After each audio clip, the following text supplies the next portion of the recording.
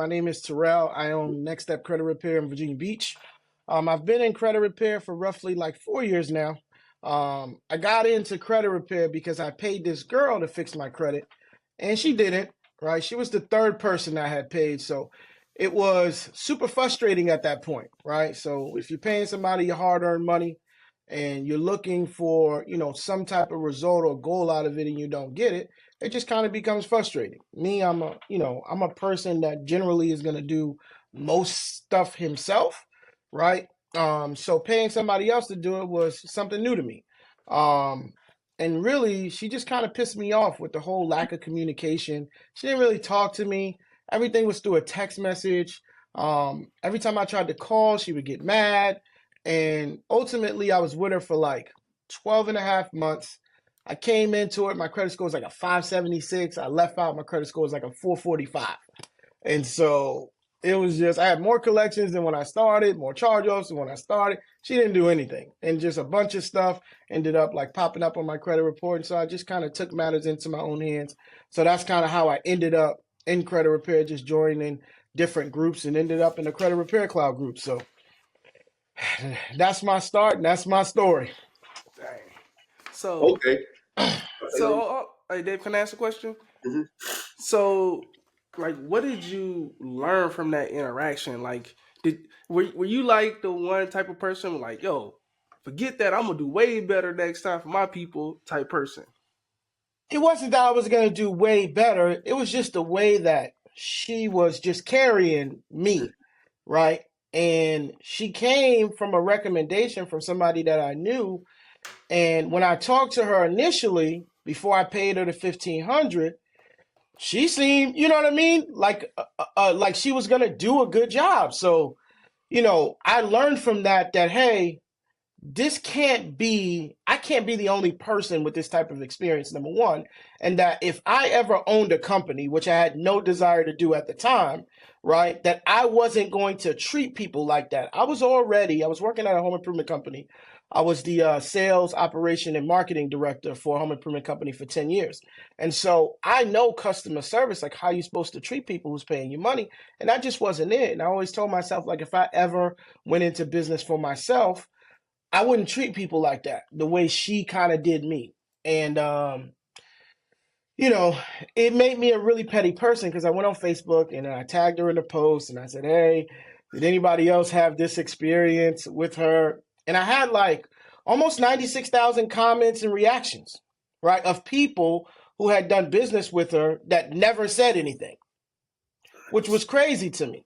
So I started offering to fix their credit for free, and, it all came to a hedge where I had to stop the free credit repair when I broke my wife's printer. So she was a teacher at the time, and I was printing off a bunch of letters and stuff, and she couldn't print off some assignments for her kids, and yeah, it all stopped right there with the free credit repair. But it taught me that you don't treat people like that. People who pay you their hard-earned money, right? You have a certain level of respect for, and you treat them a certain way, even if it feels like maybe they're bothering you or maybe you don't agree with what they're saying or whatever. You still have to have a certain level of respect for them. Man, Ooh. I got like 17 questions to spin off that thing. But Go go ahead, ahead. Dave. Oh, nah. So I think um, in the industry, it's a lot of factors that you can't control. So I think that customer service piece is really really good. And I was watching something, and it was saying something about most black businesses, and I'm just singling us out because we all black. Most black businesses don't understand customer service and how far that can take you. So, do you believe that customer service is one of the reasons your business is doing very well? Absolutely, 110%. And, With all my clients, I give out my cell phone number, not just like a work cell, but it's my personal cell phone number. So that is one of the things that was really important to me, that clients could reach me, right? Obviously, we have a customer service line, we have an office line, that sort of thing. But, I feel like if I'm the one doing the work, I should be the one that they talk to about their credit, right? Because nobody else is going to be able to give them the answer. When I was with Lexington Law and I was paying them, I always had like a different account manager. I think I talked to like 20 or 30 different people across 6 or 7 months, right? And nobody knew what the other person I had spoke to about before, which was crazy to me, right? So it wasn't like, some of these companies are taking notes on the file. Most of them don't.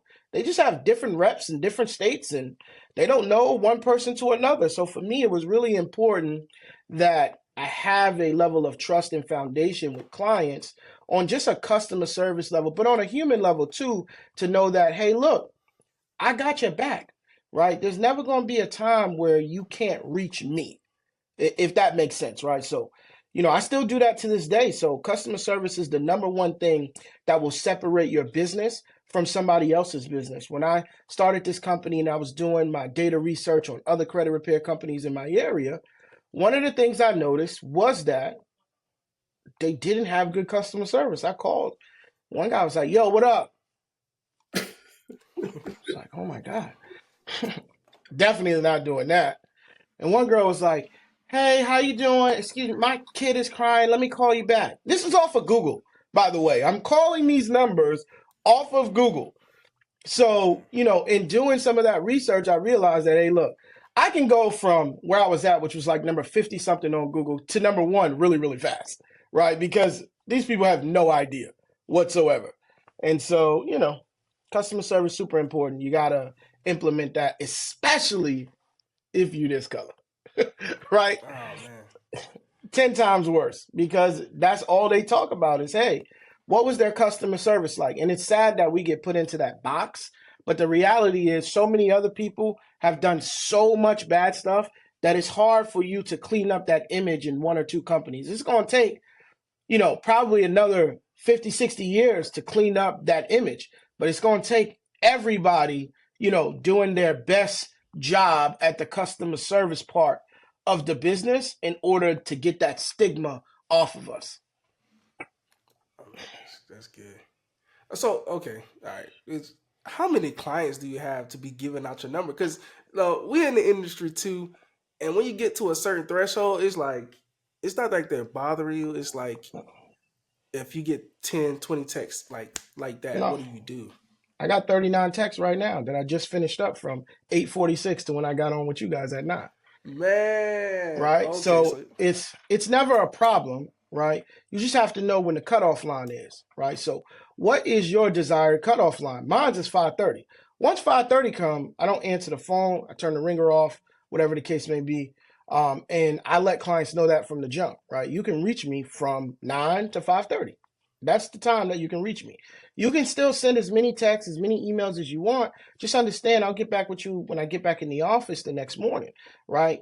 I still have a personal life. I have a new baby. I have two other little kids. I have a wife. I have family. You know what I mean? I have a mom. So at the end of the day, for me, you have to respect those lines, right? And you have to make sure that your clients understand where those lines are early, right? And so if you do that, you'll be fine. Right now, actively, 1,239 active. So whew, plus we got like 400 cash clients, but they just come in kind of random. So I don't really count them because they're not on subscription. So, they just kind of show up with their monthly payment every now and again, and then we just kind of take it to the bank, whatever. that's so funny. Hmm. So I'm trying to figure out. Okay, if I notice, like, how can I mentally go into battle knowing this is going to take 2 years when everybody on the internet saying it's going to take a month Right. and they got the secret strategy? Okay. They got the secret strategy. What does the link in the comments say to the secret strategy? Ooh, it probably said it don't work. No, it probably says sign up now for a free credit consultation. Right? Think about Right. it. Any Okay. video you see, stop. Don't pay your collections. Right? Click the link below to get started. Get started with what? Right? I thought you said stop. Don't pay your collections. There's a new law that was passed in 2018 called the FCRA. It says you don't have to pay a collection agency if they sell it. You mean the one from the 70s? Oh yeah, That's the same one we seen, talking about? I seen Because those. I'm lost, right? But if you go and you click on the video, right? I always tell my clients, let's get on TikTok together. What does it say in the comments, right? It says click the link below to get started. Then click the link. What does it say? Sign up now for credit repair services, starting at only $99 a month. So really, that that stuff right there, that's all marketing, right? I don't do any of the videos, stuff like that, but I do data research on all of these companies. So when I talk to a person who says, oh, well, such and such said, they can get it done in 30 days. Okay, cool. Let's go review the video together. I got time every day for that, right? Every day I got time for that. I go, click the link. What does it say? They go, I think they want me to sign up for credit repair. Okay, so what did they give you from the video? Oh, they didn't give me nothing. All right, now we're going to take the name of the company. We're going to type it into Google. What we get? This company, I don't even know if they exist. Oh, okay, great. All right, let's go to the website. Oh, what does it look like? Oh, it says like sign up now 6 times on 4 pages. Okay, great. Right? Any reviews up there? Oh, there's some reviews, but it's not like real. It's like something they added to their website. Oh, okay, that looks real cute. It's not real people, right? So they're not on Google, they're not on Yelp, they're not on Yahoo, right? The website is probably just, made up or whatever, and you're going to give them your money. Yeah, that makes perfect sense, man. That made perfect sense. Right? Who'd you get when they came on the phone? I don't know, it's a foreign lady. Oh, okay, great. So that's the person you need money to, who's going to fix your credit, supposedly in 30 days. Now, Dave, I want to ask you one more question, right? If it takes the credit bureaus 30 business days, right? Every month has Saturday and Sunday, so that's 8 days taken away. Every month has one holiday, right? So that's 9 days. So it's 21 days a month that anything can be processed. How can they get you cleaned up in 30 days? If there's only 21 of processing days in a month. But the credit bureaus, by law, federal law, right, and state level, they have 30 to 45 business days to get back with you. So when we count it up, that's actually 60 real days. So does that make their marketing real or fake? It makes their marketing fake, right? And so you have to understand what's real and what's fake out here in the world, right?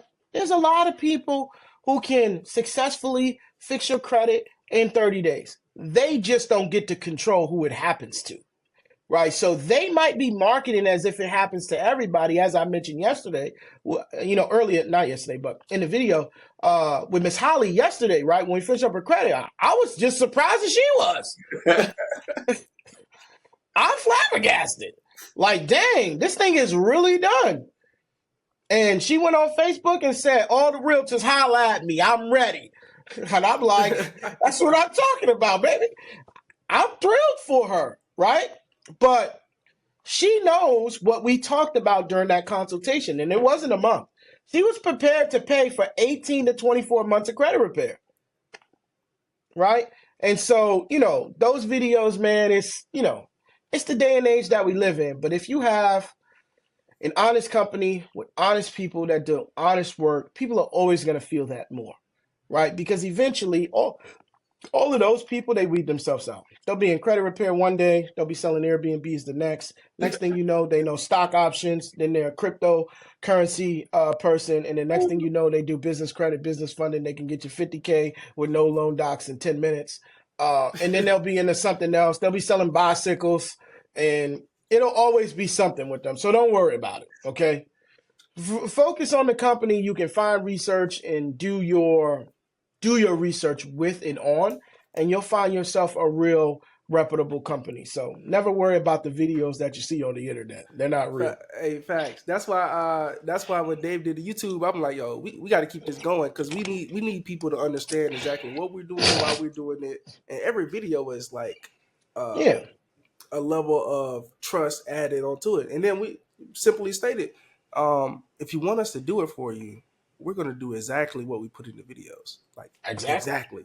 And then they're like, yo, you see people get results in 30 days, like you said, the unicorns, and then people are getting deletions 6 months from now, but they're still doing the process. Now, if you're a truck driver, like you said before, we could absolutely do it for you. But this is what we're going to do. Absolutely. Hey, you funny, man. I'm just letting y'all know. So I have a follow. So in your years, like what is like this one? I ain't gonna say this one letter, but like you see like the best results with, I guess, sending in this specific method.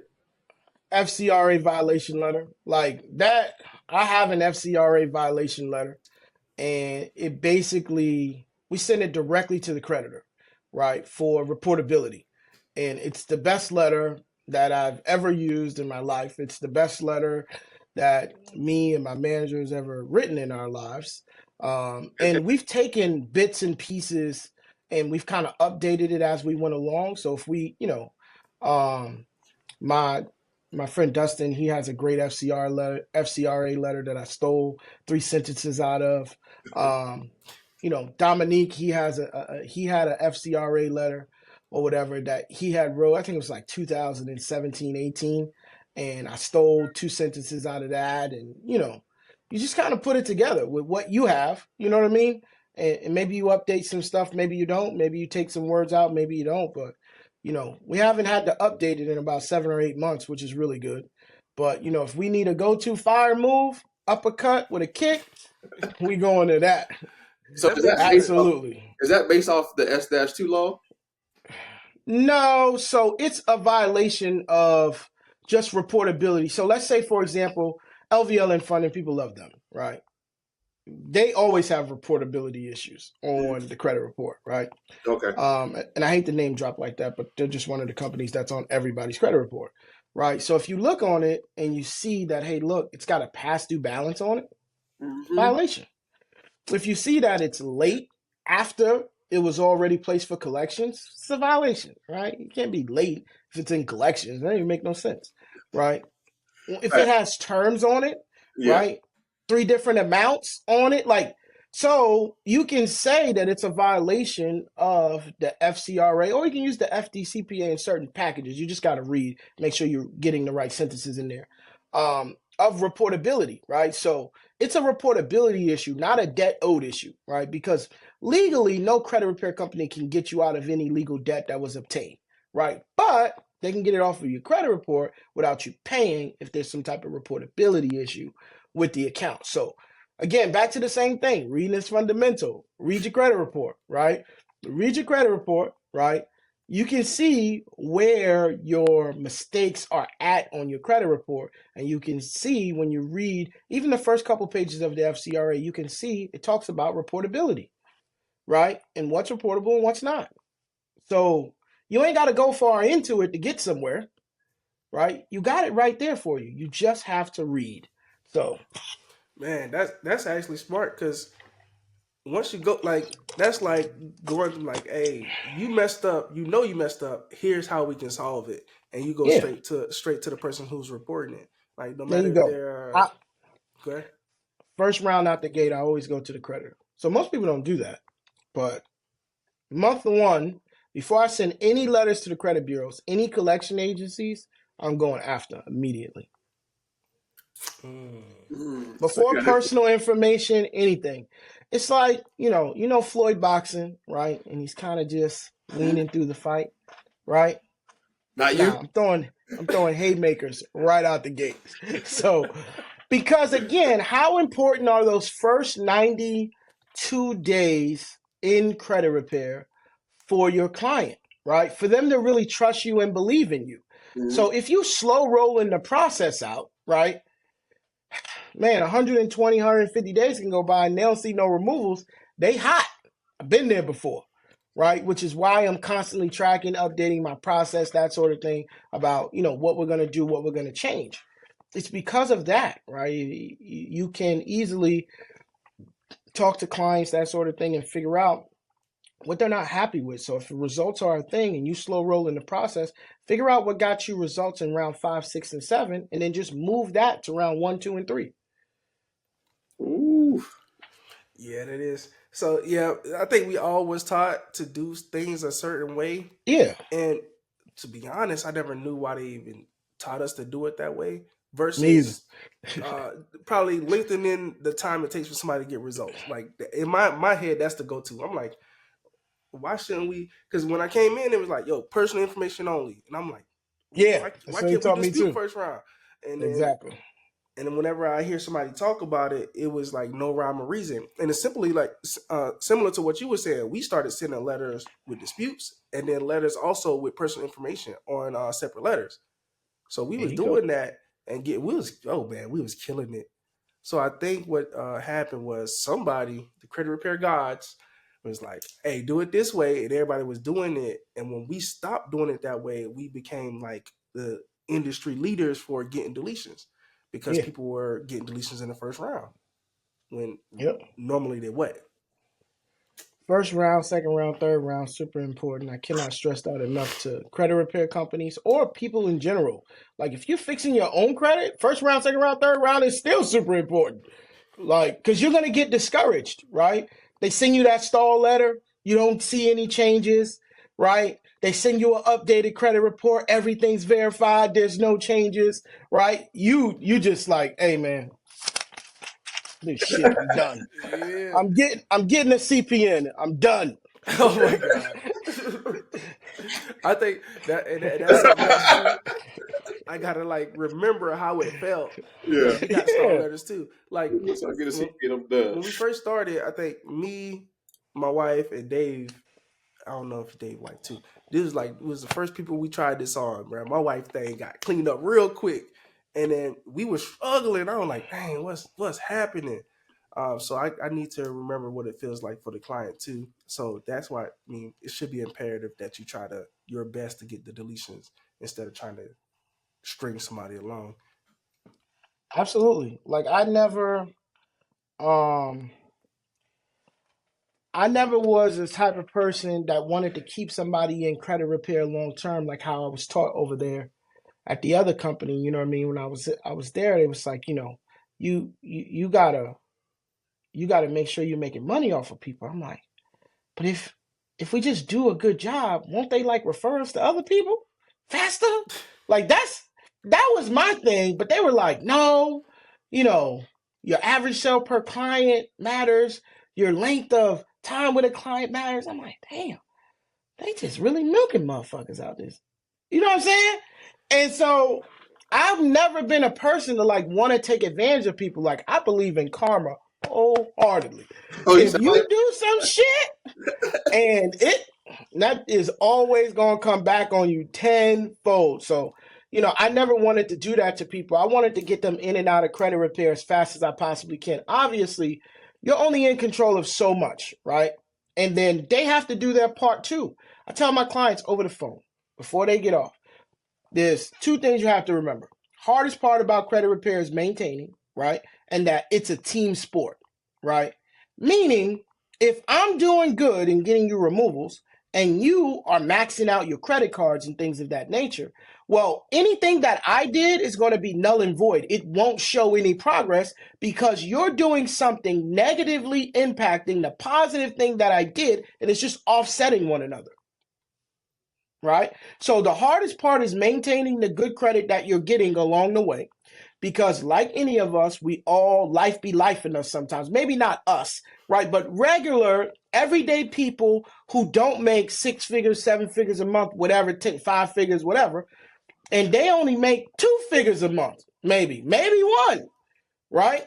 They are in an everyday struggle with money, finances, and credit, and they have to learn and you have to beat it into them that, hey, you just can't have the things that somebody who makes $10,000 a month have, right? And that's okay.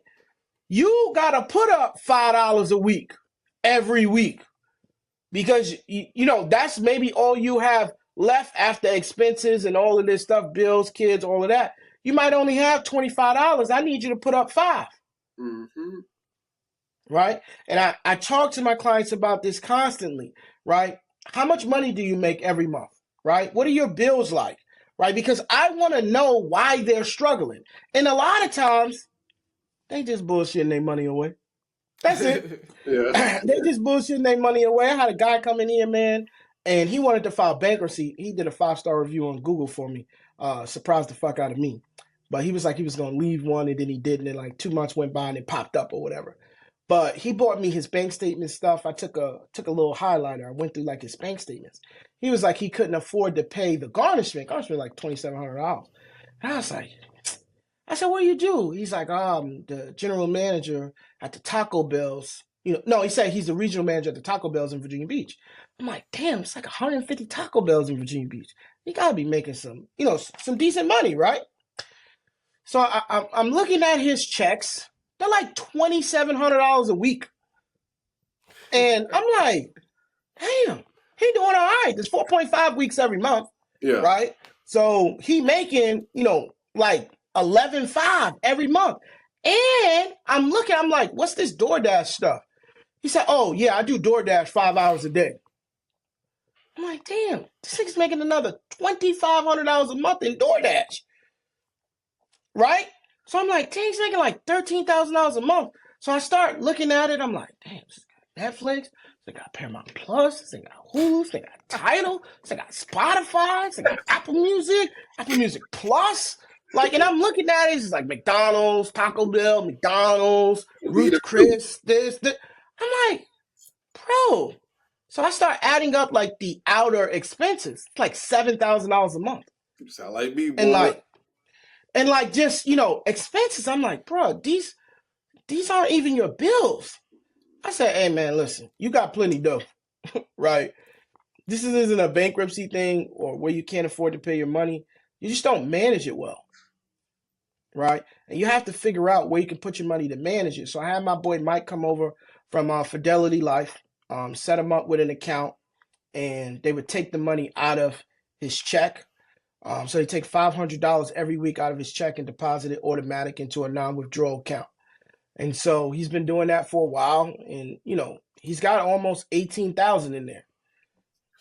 Hey, and he's got a little moderate investment account that they moved $250 a month over into, and he has now like a little investment account. And so now he's doing really well with his finances. But it all comes down to just kind of going through your stuff, right? And understanding that, hey, look, you might have more money at your fingertips than what you think, right? You just got to look at where you're spending your money and how you're spending your money. I'm in a constant battle with that all the time. I'm constant battle because I make so much money that I'm like, damn. I was just telling Dustin, I'm like, bro, shit, I make 800 grand this year. Fuck, I ain't got no money.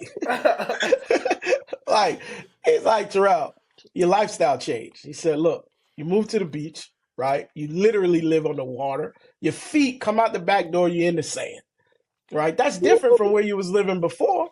That's number one. You bought your wife a $70,000 car. You bought yourself a $120,000 car, right? Put those two things together, that's $290. You spent $1 million on a house, right? Like, of course you ain't got nobody. Because I'm looking at it like, damn, it's only October. Yeah. Last year I made $500,000.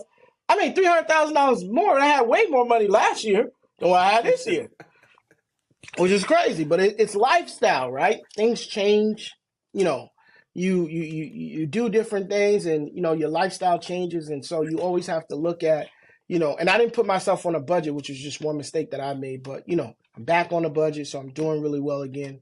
You know what I'm saying? And it don't take you a long time to come back from something once you put yourself on a budget. I've been on a budget for like 5 months. And I've been able to save thousands of dollars. Bank account looking hefty again. But it all comes down to just going through your stuff and understanding that, hey, look, you might be spending more than what you think that you're spending. Because when we go to the store, we just put our card in. Mm-hmm. Right? We're not actually looking at the amount that we spend or what we spent it on. We just put our card in. And that's that. I think that was one of the worst things that ever happened, man. That money go on the card, like, because you can't see the money getting low. Nah. Like, you used to open up that wallet, you like, damn, bro, I only got a couple 20s left. It's like, once you break the 20, you that money's gone. But when it's a 20, you like, bro, I'm trying not to spend it. Absolutely, man, 110%. That's crazy that you say that, because me and Dave was just going through that, and I was like, all right, let me see, what do I need? I just got YouTube TV back just to watch the games. They got me though, Dave. Man, they got me too. I was upset. I just got YouTube TV too. I was like, let me get it for the 7 days and watch this game real quick. And them 7 days was fast because they had couple of games. They had Wembanyama played. And I was like, I gotta watch that one. I'm gonna cancel after. And then Thursday night football came on or something crazy. And then boom, they got me. So I'm gonna cancel still, but it's hard to save money when everything's like $20. And I'm like, bro, I mean, make a good amount of money every month, man. $20 don't hurt, but then it's like Mm-hmm. ants. If you get a bunch of ants on you, boy, woo! Tell you what. All right, So I you got have, another? I guess one more question because you answered most of some of the questions already that was in here. So, you know, how has the credit repair industry changed since you've been, and like, what is your take on it? Man, when I got into it, man, it was a mess. There was just so much like you could be a millionaire in 5 minutes. All you need is a laptop and a phone, right? Whereas now everything's moved over to, hey, you got to record videos to be a millionaire, right? Everything's like super social media driven with credit repair. It's, you got to have a catchy 3 seconds for somebody to watch your video or, that sort of thing. So I watch it change in that way. As far as the space itself, right? Everybody's got a shiny new toy. Everybody's got a new dispute software. Everybody's got a new dispute letter. Everybody's got some new colors on their dispute letters. But, for me, like, I think when you read all of their stuff, it all comes back to the same Fair Debts Practices Act, you know, language and FCRA language, right? And UCC language, right? And, so all the language is still the same. They just made some colors to it, right? And, we've watched AI kind of, stick its foot inside of the credit repair industry where the words are different every time you print off a letter, right? But, you know, for me, I think if you learn the basics, the industry just doesn't change as much for you, right? It feels like it's changing around you, but for you, it remains the same, right? It's the same tactics because you've tracked your data, you've done your homework, right? And you're doing the same thing, and the results are still great, right? I'm not saying don't test drive those shiny new toys. I test drive all of them, every single last one of them, right? But again, I track that data, Mm-hmm. right? And I figure out over long term whether this thing is good or not. Because eventually the credit bureaus or the e-Oscar system is going to catch on to what's being done. And I feel like, and you can feel it in certain groups when they say, oh, this software don't work no more, or this software don't work no more, whatever, and they're leaving it, blah, blah, blah, blah. Because they've caught on. They've seen this letter, right? 100 times. It has no standing anymore, right? It's like that one post that goes around with all the dispute letters in it, and it was like, don't pay a credit repair company, you can fix it yourself. I don't know if you guys ever seen that, but the letter's basic as I don't know what, right? And I go, well, all those letters are on Google, right? So if you send that off, 99.999% of the time, you're not getting no result. Mm-hmm. Right? So you can see it's got like 100,000 comments, and maybe 4 people said they got results off of it. But it's still being shared, right? Because people always think that they got the answer, right? I can't fix my car, dog. I'm just I'm just not a trained mechanic, right? So can I YouTube some stuff and look through it, whatever, whatever, whatever, flip? Yeah, I could probably. But the reality is I might cut something. I might fuck some shit up, right? Because I'm not a mechanic. I can't do hair. I'm not a licensed cosmetologist, right? So stop walking around like you could do everything, right? Reach out to a professional, even if you are going to do it yourself. Get some advice, right? Even if you are going to do it yourself, make sure that you do your research. Make sure that you check stuff out. You know what I mean? Because in credit repair, you can easily get scammed by something real quick, right? Real easy. So it's changed in a way that I've seen just more people in it, right? But I've also seen more people come out of it, right? Because it's not sustainable the way that we're taught to do credit repair. It's not sustainable long term, right? So you have to figure out ways to elevate, learn more, and just change the way that you're doing stuff from based off of what you learn. Because credit repair doesn't require some type of formal education. You don't have to go to college for it. You don't have to do anything. It's a low entry industry, right? Laptop and a phone, all you need, you can get in, Do right? you And think that's somebody to good? teach you. Do you think that's good or bad? Because I was talking to Mike about that. I was like, this is a problem. I think it's bad in a way Yeah. because now you have a lot of attorneys' offices wanting to sue credit repair companies, right? So it's bad in a way because people aren't learning the right way, right? And then whoever they learn from disappear off the face of the earth. They might make 800 grand, whatever, and then they're out. Right now they're in business funding, right? So you can't even go back and talk to them or whatever. When the CFPB comes around to talk to them or the FTC, they go, "Oh, I'm not in credit repair no more. I ain't been in credit repair 5 years." Right? I do something else now. So, but the person that they taught or didn't teach for that moment is still in it, trying to, essentially help people, but they haven't elevated their knowledge past what they learned. So it's bad in that way. It's good in a way that, it always keeps things fresh. It gives you more clientele, right? The more credit repair has a name and a visual and people can see, right? It makes more people believe that it's working. You know what I'm saying? So there's going to be more people out there searching it out because they see the videos, they see the reels, they see the results. Even if they are fake, fabricated, or made up, they see them and they go, "Oh man, I never tried credit repair before. Maybe I should try that because I tried it on my own and it didn't work." But let's say there's only me, you, and 3 other guys. Well, we can only reach but so many of this 171 million people with a credit score less than 700, right? So it's good in that way that, it's in more people's faces. It's bad in a way that most people aren't learning the proper way how to do it, and they're not being taught properly how to do it. So good and bad, both sides of the coin. I see both.